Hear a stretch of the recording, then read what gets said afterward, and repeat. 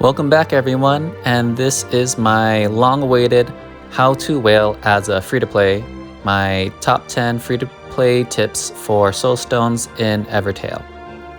So a big reason why I'm making this video is with the whole update of 2.0, there's just been a crazy increase in microtransactions that are just always in your face. When you log on, there's just always this brand new deal, this new package, this brand new thing that you have to purchase. And some of them are actually really expensive and can easily add up after a while. And they also have these soul tarot cards, which show you like a discount, which seems like a good deal. It makes you want to start spending money and maybe get a good chance of getting that SSR character that you've always wanted. But to add to my credibility, I have been playing Evertale for over 2 years, and I do these massive summoning sessions where I try to get the newest characters, or I try to get rerun characters that I haven't gotten yet. And I'd say it's safe to say that the rates are horrible. The rates are really bad in this game. You can get really lucky sometimes, but it's not a guarantee till you hit about 500. And I have hit 500 summons before for my first copy of one SSR character. Granted, majority of the time you won't actually go to 500, and I have just gotten really unlucky sometimes. But because of the rates, I couldn't personally really recommend anyone spending that much money on this game. So it makes sense why one of my most common questions I'm always asked on my comments is how? You can't be free to play. This guy's gotta be spending loads of money on this. He can't have that many soul stones, and are you hacking? What hacks do you use? But majority of them are just asking for advice and want tips of how to get more soul stones in the game and what they can do to reach similar levels of my account and soul stones so that they can summon for the characters that they want. So I'm finally gonna reveal my secrets, my top 10 free-to-play tips that I can give to all of you of how to get more soul stones. No hacking, no summoning tricks. I've tried summoning tricks before. They didn't seem to work for me. It might work for you, but it hasn't had much luck for me. And when I say free-to-play whale, I don't mean you're going to be the top 100 in arena, because there are actual whales who spend a lot of money on this game and they have fully awakened SSR teams. But I'm sure it'll help a little bit. So starting off with number 10 is offline and online story quest.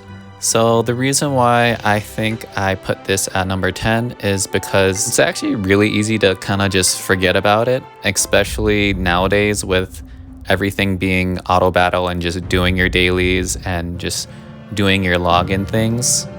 But you can actually go throughout the online story mode and fight a bunch of monsters, and you can get soul stones from this. And there are multiple maps that you can do to get soul stones out of the battles.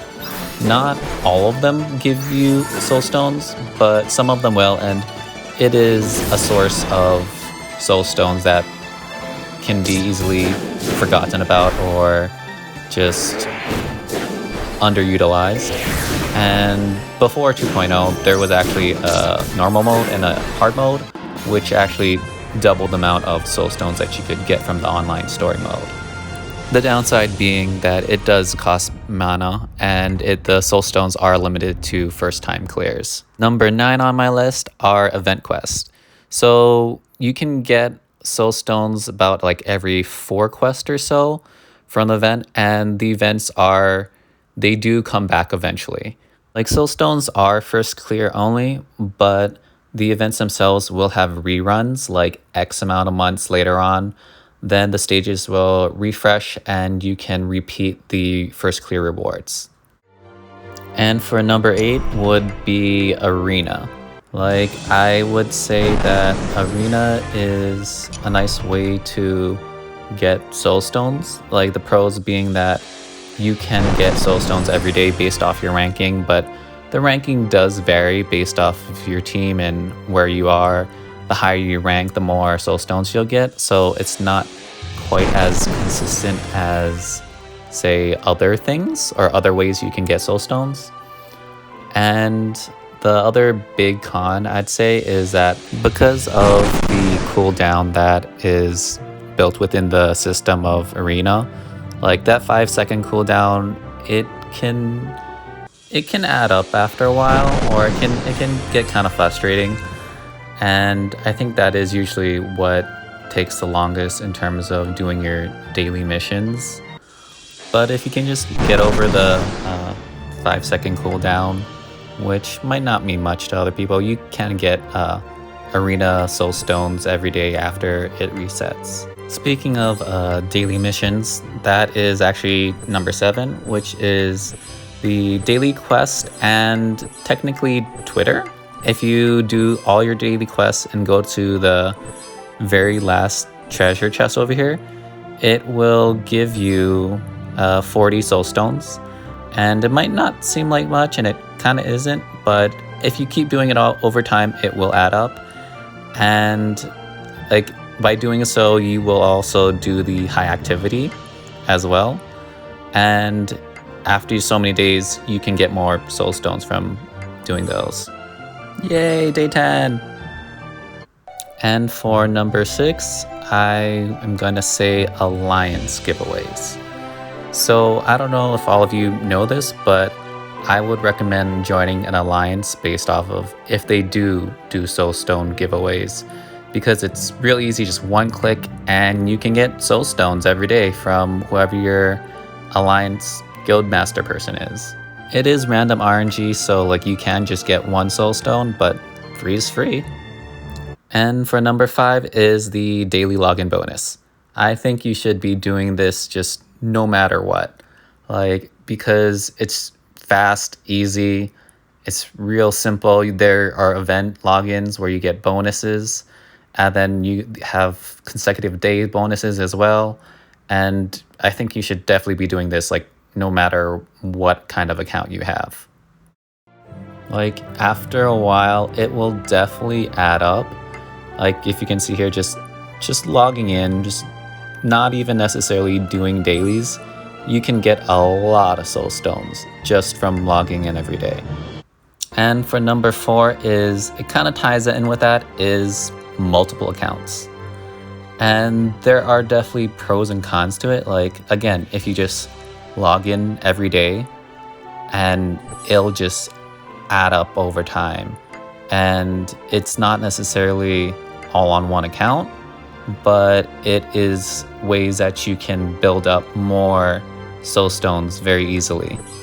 In terms of cons of like why you might not want to make multiple accounts is because I think there's just been so much changes in 1.0 to 2.0 that you don't really need to specialize in a certain type of team anymore, like with battalions being so huge now, and just how easy it is to get soul stones now compared to 1.0. And the number 1 con in deciding like if you want multiple accounts from now is just the time. Like if you have the time, maybe, but it's a huge time sink. Sometimes it's not worth it, like at most daily login, but just need to get outside and touch some grass sometimes. And just with school, it just depends on how much time you have. And for my number 3 tip, it is kind of just more prioritizing and trying to team build and look at what kind of character you want beforehand, and seeing really what do you need the most, like what would benefit your battalion, your team the most. Like looking at your first 4, looking at guardians. Do you need guardians? Do you have troubles with guardians? Do you need guard breakers? And just really prioritizing what you really need for your particular account or your particular team. I might make a team building video later, but again, school depends on time. And for my number 2 tip or recommendation is setting limits. Like setting limits on like how much soul stones are you willing to spend for that particular character. Like it really ties in with the prioritizing, Are you summoning for that one character that's just game changing, will change your account, will change your entire play style, and your entire team is built and focused around this one character? Or is it just a character that it'd be nice to have, but you don't necessarily need, and it's not necessarily like your top 4 characters that you're using? So there's no exact like number or signs that I came across, but I'd say generally if you get a character within about 100 summons, I'd consider that lucky. But I'd say I usually stop around 200 or so unless I really definitely need this character. And I think number 1 should be pretty obvious, is Lucky Fountain. Like, there's no better thing that came of 2.0 than Lucky Fountain.